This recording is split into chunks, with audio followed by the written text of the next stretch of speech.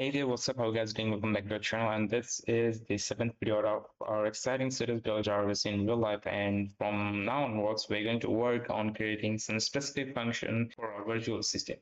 So it will be a lot more interesting and amazing as we are going to make our virtual assistant to analyze our query and perform some actions based on the query without using any if-else statement. So it will be more accurate and more reliable. So sit back, relax, and let's get started.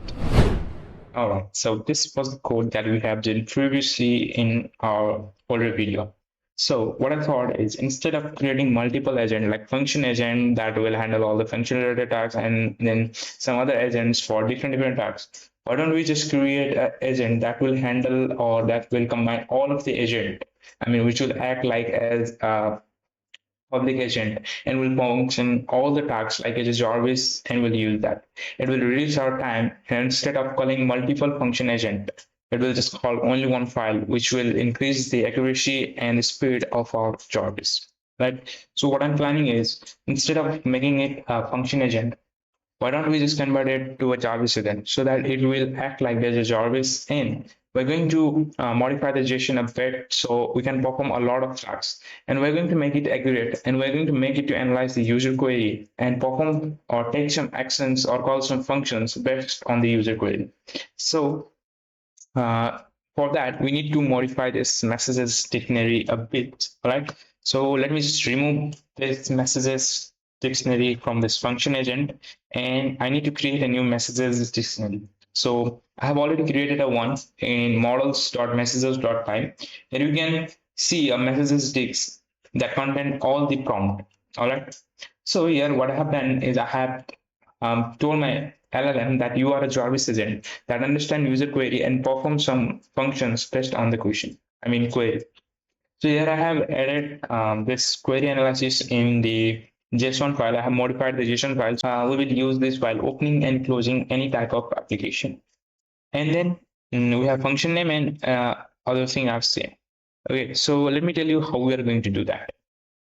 So here's the basic demo of user asking a casual question. So suppose I'm a user and I want to open Notepad.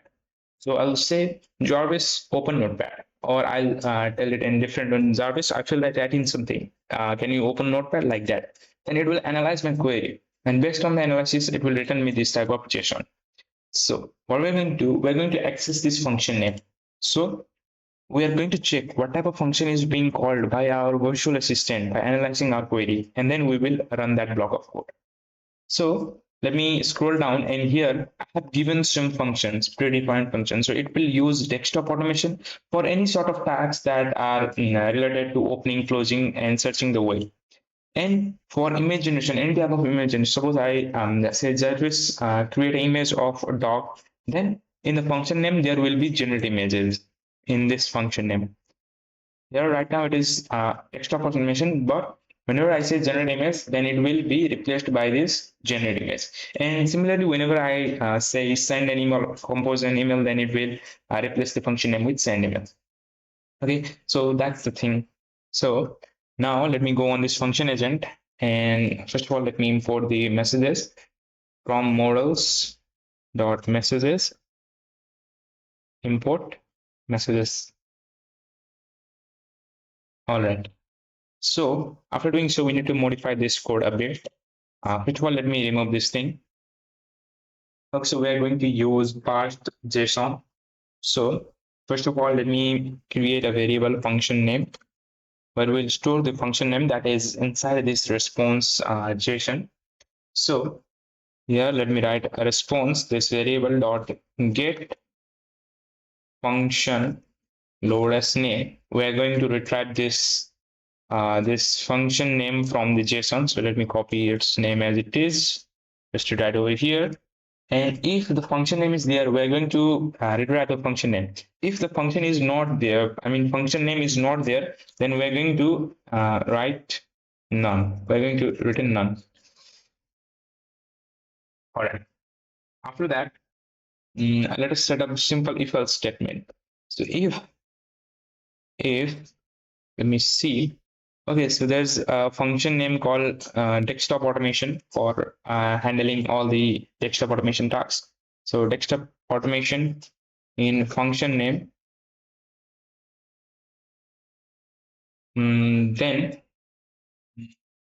Then first of all, let us get the code from the JSON response. Wait a second, response dot get response dot get code snippet, comma curly bracket, and we come out of this and write a get again dot get this code only. So that we will get the code only. If the code is there, then we will return the code. If not, then we'll return none. And we will write execute code and we'll print the function name as well. Print function name. All right. So now let me run this thing. Let's see how it goes. Let me write hello. And there you go. It's a casual response function, so we don't have to do anything. And then let me write open YouTube. And there you go. It's desktop automation, so it is opening the YouTube as well. Now let me write create a image of a dog.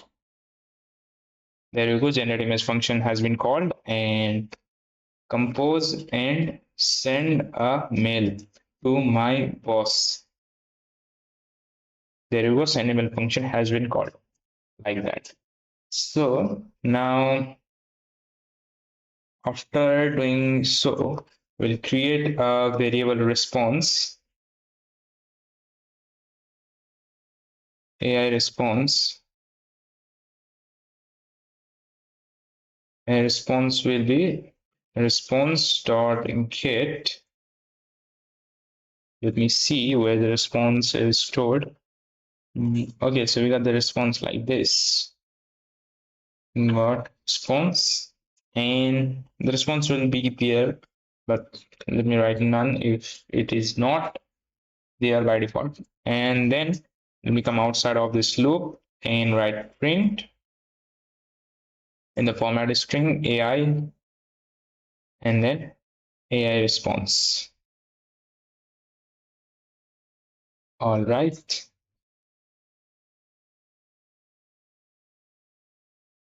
Hello. AI response is not defined. And so response dot get. Let me print it right over here. Print AI response. Response dot get response. Response dot get response. Okay. Okay. Else. Let me copy this thing.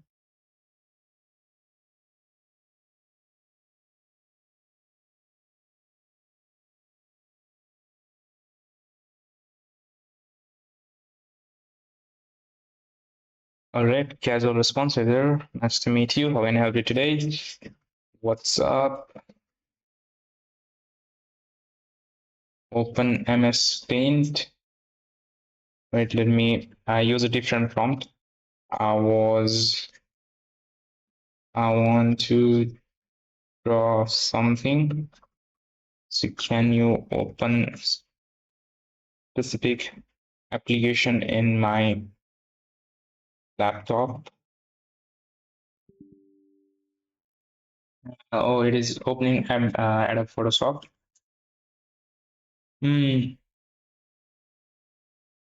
I mean, MS Paint.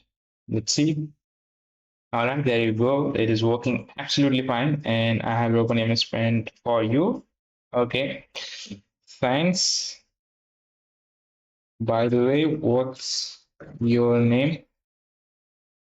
My name is J.A.R.V.I.S. Okay, so it means our prompt is working absolutely fine. And likewise, you can do all the thing, and you can add more function name as well and more block of code for the functions. And that's much for this video. And in the next video, we're going to continue further, and we're going to complete all these functions. We're going to add all the function, and even we're going to add more than this to make it even more powerful and amazing. So that's much for today's video. I hope you found this really helpful, and you will get the link of this message file in the description. So yeah, that's much, and I'll catch you in the next video. Till then, take care. Bye bye.